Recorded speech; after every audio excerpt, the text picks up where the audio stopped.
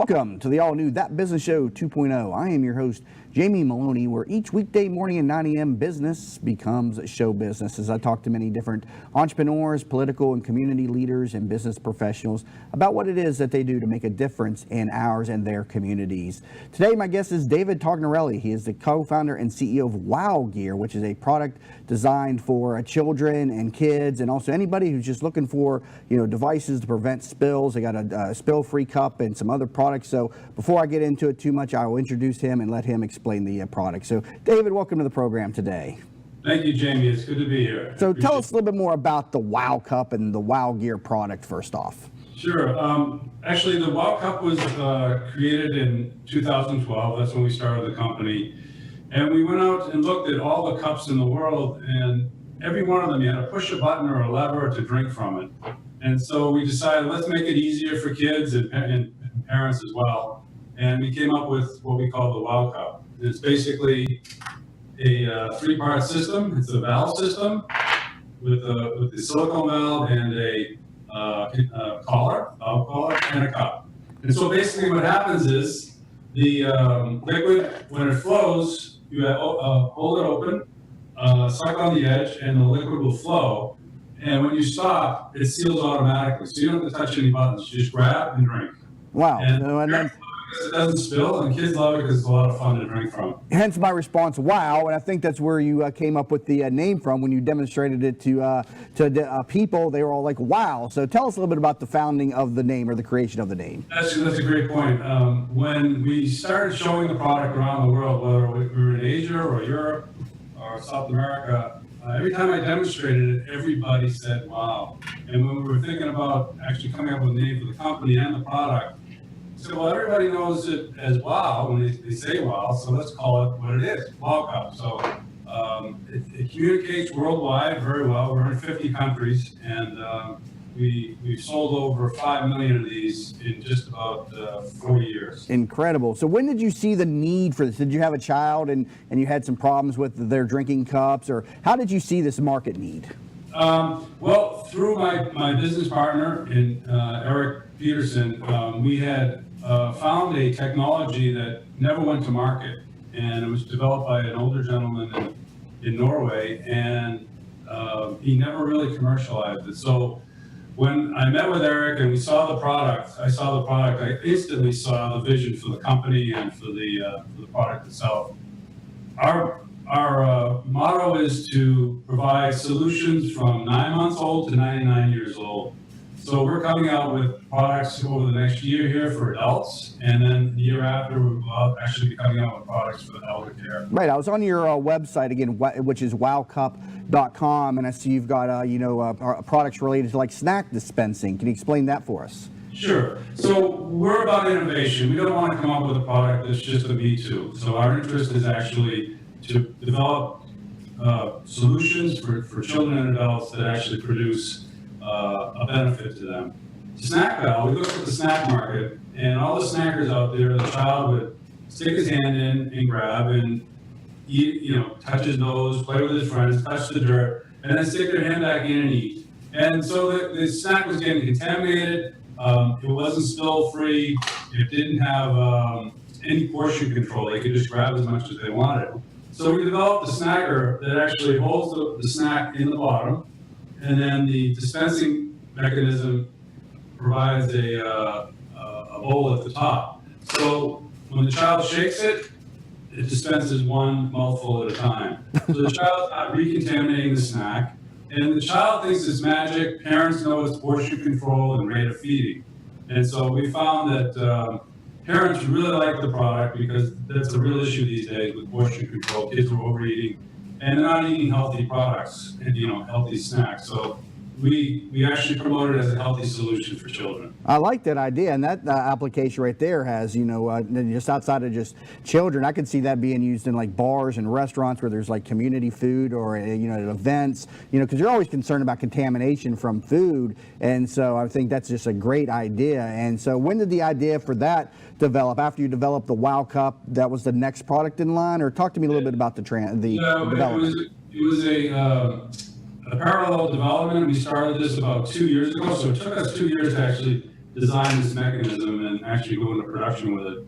There's actually 150 steps just to build this product. There's 12 pieces in there. But it works every time, and it's made of real high-quality material. But the development took many, many months. And, taking a product to market isn't just coming up with a concept. It's about optimizing the product for production, getting your costs right. And the big thing is you can have a great product, but if you don't have distribution, it's not going to be worth anything. So we've taken a look at that right from the very beginning when we developed the product, and took us 2 years, but we feel we have a real optimum system right now. And that's the problem with any business is distribution, getting your message out to the masses. And so I'll ask you, how did you get your message out to the masses? You had a great product. How did you have an investor come along that pumped a lot of money in and got you some large exposure? How did you get it out there? Actually, no, we had no investors at all. We used our own money, very little money in the very beginning. We started being cash positive within a month of shipping product that first year. Wow. And we've been positive every year since and growing. So how did you get those first customers, and how did you develop who your target market was? I mean, was it just anybody with children ages 5 and under? And you also talked about seniors having an application or use with the application. But how did you define who you were going to go after? Sure. Well, we wanted to start with a very focused market and an age category, and so we started with baby and kids because it was an obvious placement for the product.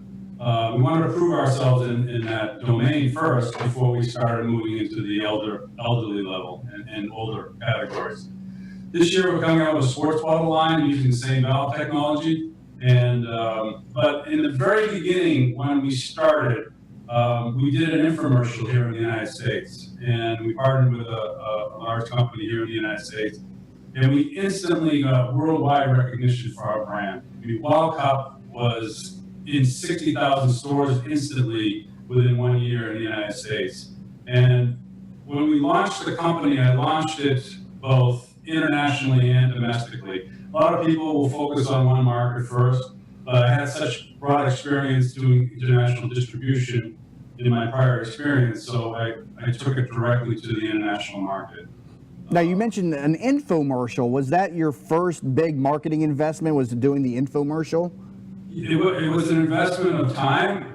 The company that we partnered with made all the investments in the media buys, and doing the actual distribution. So our small company didn't get impacted by an overwhelming, need for fulfillment and for, getting capital to pay for media.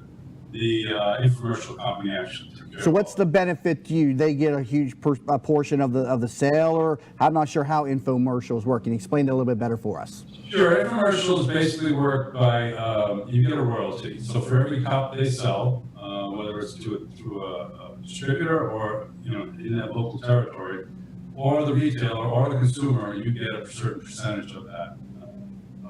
Sale. Is it a small percentage versus what they take? And so what is the benefit to you? You just get that broad market exposure, and then you can begin to work other channels off of that infomercial? That's correct. And it's not really small, because when you're looking at an infomercial, you're looking at very high volumes. So in the end, for us, it's real profit. It's all profit money. So you can't look at it as just revenue. It's pure profit, because there's really no cost that goes into it, because they're covering all that cost for you. It's just I thought you would bear all the costs and take the majority of the reward. But so there's an opportunity then for people with products to approach companies that do the infomercials, and so it's little to no money out of pocket for yourself, and so that's an opportunity then to market the product. And so that's how you helped develop the Wild Cup in the beginning. Yeah, it's a very selective process. Not all infomercial companies will just pick any product. It has to have value. Right. Has to have a very unique appeal for that particular category of marketing. So, what about the home shopping networks and those types of channels? Have you ever marketed the product through any of those mediums? Not the children's products, but we're planning to do that with our adult products, the sports bottles. Okay. And so today you have the Wild Cup, you have the snack dispenser, other products currently in production or currently on the horizon. What else are you developing at the Wow Gear? Yeah, this summer we're actually launching our active lifestyle sports bottles. So they'll be designed for children and tweens and teenagers and all the way up to adults. So I like this idea because I could see this application in athletes, runners. I mean, I can see opportunities. I don't know specifically what they would be, off the top of my head, but the portion control and the spill-proof application. I see tremendous opportunity here, in the athletic world. Is that where you're seeing the biggest opportunities, or are there other markets that you see more better?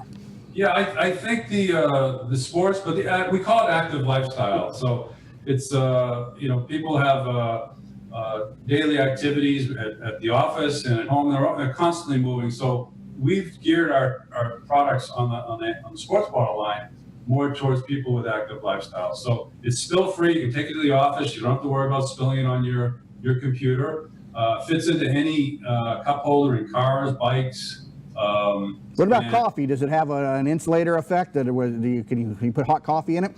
We don't recommend hot beverages on this particular version. We are working on a hot valve because the high temperature creates pressure inside. So we strictly limit it to just room temperature or cold beverages. I can imagine that's probably some of the feedback that you've got. Coffee drinkers wanting it for a coffee application. Am I correct in that? That's correct. I mean, you can put temperatures in here and it's fine. It's just a real hot, when they first pour it in type of temperature. Right. Yeah, there's nothing worse than spilling coffee on your desk in the morning. So having a spill-proof container would definitely be a benefit to all the business professionals out there in the market. We're working on a valve, and we should have it shortly to market. So. Currently talking with David Tognarelli. He's the co-founder and CEO of Wow Gear, where they design spill-proof cups for children and also a snacking cup that has portion control to it to help prevent against food contamination and also proper eating habits, as he demonstrated earlier in this segment. I'm going to take a break, but coming back from the break, I'm going to go into a little bit more about how he got the product to market, the patenting process, and the development of it. A lot of people have great ideas, but they have problems getting them off the ground. So we'll go into that a little bit deeper when we come back from the break on That Business Show 2.0 with your host, Jamie Maloney, where business becomes show business. Hi, welcome to Yeager's. We just want to take a minute and show you what we're all about. At Yeager's, our primary business is hardwood flooring, although we are remodelers for kitchen, bath, and general construction. We operate a fleet of shop-at-home vans that have all the flooring type products, hardwood flooring, laminate flooring, tiles, stone, what have you. So we're able to come out first with products in our vehicles and take a look at the setting, how the colors will work, and then to be able to come up with some options and ideas for you. If that's not good enough, we have a large distribution center that we inventory product and have a nice display area.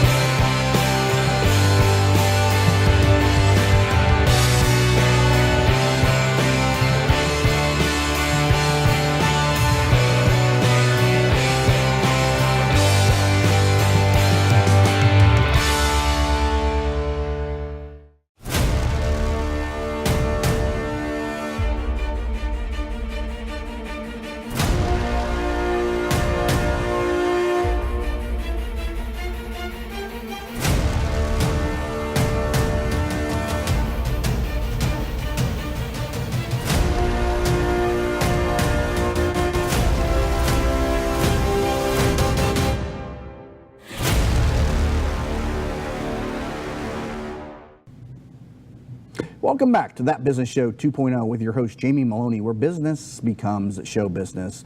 New episodes each weekday morning, 9 a.m. on thatbusinessnetwork.com. Find all shows available on demand on iTunes and on YouTube. My guest today, David Tognarelli. He's the co-founder and CEO of Wow Gear, where they develop a spill-proof application for children's cups, also for use with adults and seniors who are just looking for, cups that are not going to spill with simple and ease of use. And so also the snacking cup available in their product line, which controls portions and also prevents food contamination information all available over on wowcup.com. So David, tell me a little bit more about your background before you got into this. Were you an engineer? Were you an entrepreneur in another business? What was your background before the Wow Gear? Yeah, my background, my education, I had a first degree was in fine arts, and my second degree was in mechanical engineering. Okay, so you had the engineering brain, and so you saw, and arts and engineering, I don't see that paired too often. How does that come about? That's a left-right brain thing, and but I tell you, it's really important, especially when you're getting into an entrepreneurial effort, because in the beginning you have to do everything. You have to wear a lot of hats, and you don't have a lot of cash, so you have to be able to be creative and minimize how much expense you put out there. So it's helped me a lot. I mean, that's a lot of the reasons why we were able to develop the brand and the brand message very quickly in the very beginning and go to market very quickly. Now, were you a working engineer doing the normal 9 to 5, and then you saw the opportunity and you transitioned out of corporate or engineering? But how did you get into the entrepreneurship business? Yeah, for years I worked for major corporations, and I just got tired of being a robot. When you have to go in there and work, and everybody's telling you what to do and how to do it, and I just got real tired of it and decided, look, I can do this on my own. I can make money for myself. I'm tired of making money for everybody else. In that process, though, prior to getting there, I actually worked for an entrepreneurial company and helped them actually bring their product to market. They weren't able to do it. And we were very successful. It was in the toy category. We were very successful with the company. We launched a line in 2004 with about 35 SKUs. By 2010, we had over 500 SKUs, and we were in all the major stores in the United States and around the world. But I just got tired of it. I got tired of making money for other people, so I decided to. Was there an aha moment that you had in corporate that you said, you know what, I'm done with this, I'm going down this path? Was it something you dabbled with on the side while you continued to work your 9 to 5? How did you make that transition? Yeah, the funny thing was I was working 18 hours a day in these corporate environments, and I was flying all over the world. I was a 100,000 miles a year plus guy, and I just burned out. And the funny thing is, as an entrepreneur, that's all I do. Yeah, right. But I'm really enjoying it. So that's really key, the passion for what I do. And I think that's real key for an entrepreneur. If you really want to be an entrepreneur, you got to have a lot of passion. And you said from the time that you took it to market, you were cash flow positive within 1 month. But what was all the background before that? How long did it take to getting the product to market from the time you said, I'm going to do this? Yeah, as I told you in the beginning, the idea of the product had already started, and the early patents had already started by the original creator of the valve. We ended up taking it on and then following through with, filing a lot of the other patents around the world and making sure the trademarks around, because we wanted to go international right away. So there's a big expense there, and in order to be able to do business in certain countries, you have to have your trademarks filed ahead of time, or you can't sell your products in those countries, specifically China. China is very strict on that. But the other thing you have to worry about is pirating. People will, if you don't file your trademarks in China ahead of time, oftentimes you'll find that people will hold you hostage to buy that trademark afterwards. And so this patent was sitting out there not being used. And is there opportunities like that for other people to explore patents that were never developed? Is that something that people can do? I think so. I mean, there's a lot of patents that have been developed and there hasn't been anything done to them. And there's definitely opportunity there. But not all patents are viable either, so you got to be very selective. Right, but I've never actually thought of looking for patents where somebody else had done all that initial work and just left that sitting out there. Why do they do that? Is it just they don't have the money to develop the product and they just leave it and forget it, and somebody else comes along and picks it up? How did you even discover that opportunity? Well, this opportunity came through a friend that introduced me to my business partner.